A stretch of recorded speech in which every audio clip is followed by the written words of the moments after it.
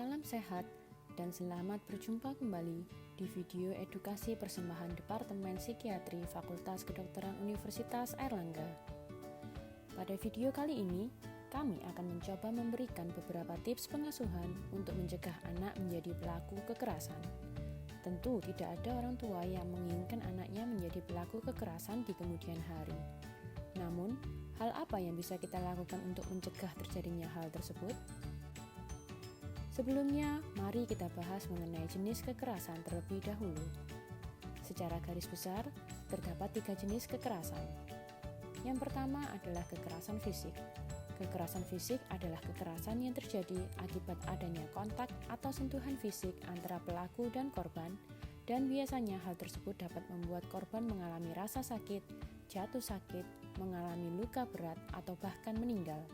Beberapa contoh kekerasan fisik antara lain adalah menampar, memukul, mencubit, atau melempar dengan barang. Jenis kekerasan yang kedua adalah kekerasan verbal atau emosional. Kekerasan verbal dan emosional memiliki pengertian yang mirip sehingga sering disamakan. Definisi kekerasan verbal atau emosional adalah kekerasan terhadap perasaan korban yang dilakukan dengan mengeluarkan kata-kata kasar tanpa sentuhan fisik atau dengan melakukan tindakan manipulatif oleh pelaku. Beberapa contoh jenis kekerasan ini antara lain adalah mengancam, menghina, memfitnah, atau mengintimidasi. Jenis kekerasan yang terakhir adalah kekerasan seksual.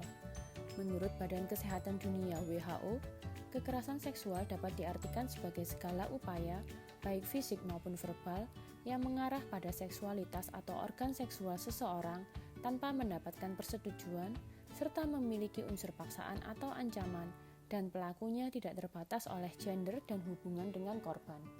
Beberapa contoh kekerasan seksual antara lain adalah perkosaan, pelecehan seksual, prostitusi paksa, serta pemaksaan kehamilan maupun aborsi.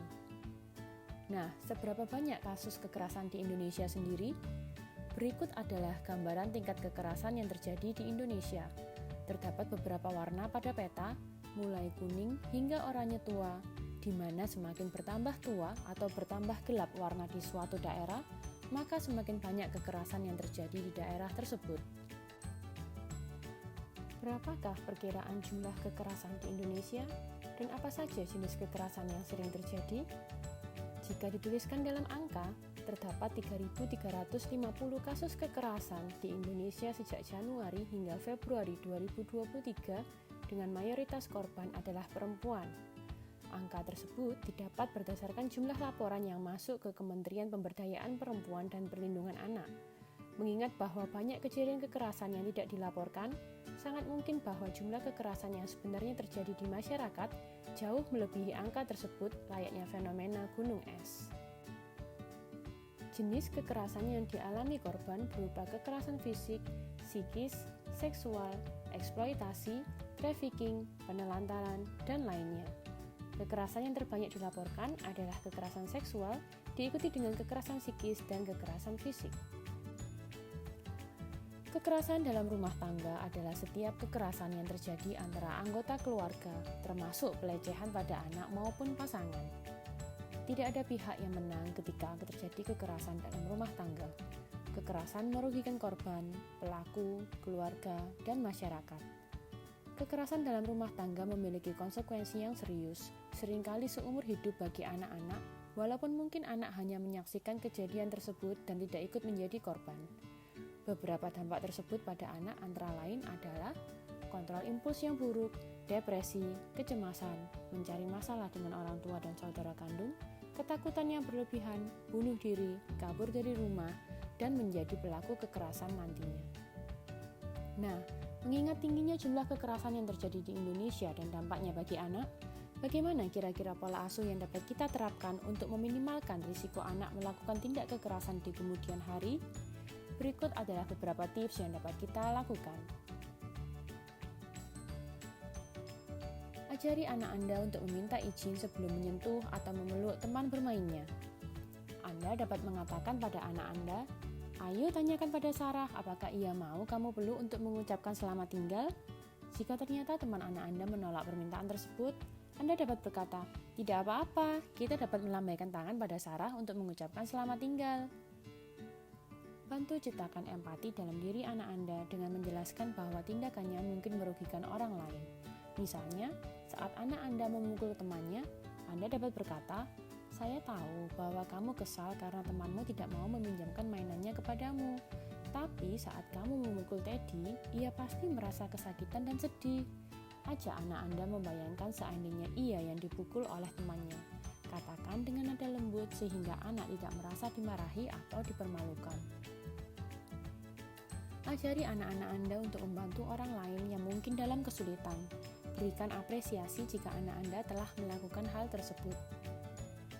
Jangan pernah memaksa anak untuk memeluk, menyentuh, atau mencium siapapun dengan alasan apapun. Jika neneknya meminta anak Anda untuk menciumnya saat akan pulang dan anak Anda menolak, tawarkan alternatif lain pada anak Anda, seperti memeluk atau melakukan lambaian untuk mengucapkan selamat tinggal. Jika neneknya merasa tersinggung atau marah, Anda bisa menjelaskan alasan Anda kepada nenek, namun tidak di depan anak Anda. Ajari anak Anda bahwa tidak dan berhenti adalah kata-kata penting yang harus dihormati.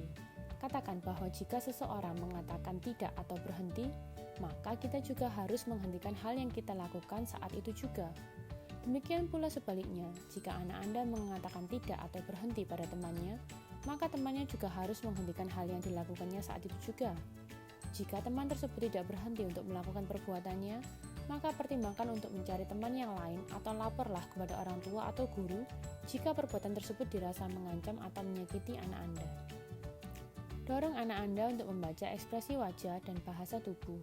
Hal ini dapat dilakukan dengan cara yang menarik dengan mengemasnya menjadi bentuk permainan seperti tebak wajah menggunakan kartu ekspresi emosi. Ajari anak Anda bahwa perilaku mereka memengaruhi orang lain. Misalnya saat Anda melihat seseorang membuang sampah sembarangan, Anda dapat bertanya pada anak Anda apa akibat dari perbuatan tersebut? Siapa orang yang akan membersihkan sampah tersebut? Jelaskan bahwa setiap perbuatan kita dapat membawa dampak bagi orang lain. Ajari anak-anak Anda untuk mencari peluang untuk membantu. Bisakah ia membukakan pintu ruang kelas saat gurunya membawa banyak buku? Bisakah ia membantu temannya yang terjatuh? Kegiatan-kegiatan tersebut juga bermanfaat untuk menyalurkan energi anak Anda dengan melakukan hal yang positif. Ungkapkan rasa tidak setuju Anda tanpa menyakitinya secara personal. Anda dapat membiarkan anak Anda mengetahui perasaan tidak setuju Anda terhadap perbuatannya tanpa melabelinya. Misalkan, anak Anda memecahkan vas bunga karena bermain sepak bola di dalam rumah, Anda dapat berkata, "Nak, sepak bola seharusnya dimainkan di lapangan karena tempatnya luas. Tadi kamu bermain sepak bola di dalam rumah dan memecahkan vas bunga ibu sehingga ibu menjadi sedih." Anda tidak perlu melabel anak Anda dengan kata-kata anak bandel atau anak nakal. Ungkapkan keinginan terhadap anak Anda secara jelas. Anak Anda perlu mengetahui apa yang Anda harapkan untuk ia lakukan. Pastikan untuk menjaga ekspektasi tetap sederhana dan spesifik. Dibandingkan meminta anak Anda untuk menjadi anak baik saat pergi dengan Anda, yang mungkin definisinya mungkin kurang spesifik baginya, Anda dapat mengatakan, "Selalu minta izin ibu terlebih dahulu ya sebelum memegang barang apapun di toko." Contohkan cara meminta maaf pada anak Anda. Anda dapat mencontohkan cara meminta maaf kepada anak Anda dan juga dapat membantu mereka meminta maaf ketika mereka telah menyakiti seseorang. Saat meminta maaf, lakukan dengan bersungguh-sungguh, dengan raut wajah yang serius, serta katakan secara jelas alasan Anda meminta maaf. Hindari menonton program atau permainan yang mengandung kekerasan. Anak yang menonton banyak program kekerasan lebih cenderung menggunakan agresi untuk menyelesaikan konflik dan cenderung memiliki lebih banyak ketakutan daripada anak-anak lain. Ketakutan pada anak-anak kecil khususnya muncul karena mereka masih kesulitan memahami perbedaan antara hal yang nyata dan pura-pura. Apa yang harus kita lakukan jika anak kita mungkin telah menunjukkan beberapa perilaku kekerasan? Carilah bantuan profesional. Profesional di bidang ini antara lain adalah konselor, psikolog, dokter, maupun psikiater. Akhir kata, seperti kata pepatah dari Afrika, "It takes a village to raise a child." Mengasuh atau membesarkan seorang anak tidak hanya bergantung pada orang tua anak tersebut, melainkan semua orang di sekitarnya maupun sistem tempat anak tersebut tumbuh. Bukan hal yang mudah, namun juga bukan hal yang mustahil untuk diwujudkan. Dan akhirnya, Semoga beberapa tips yang telah kami bagikan dapat menambah wawasan mengenai pola asuh yang dapat kita terapkan untuk meminimalkan risiko anak melakukan tindak kekerasan di kemudian hari. Sampai jumpa di video edukasi berikutnya, dan terima kasih.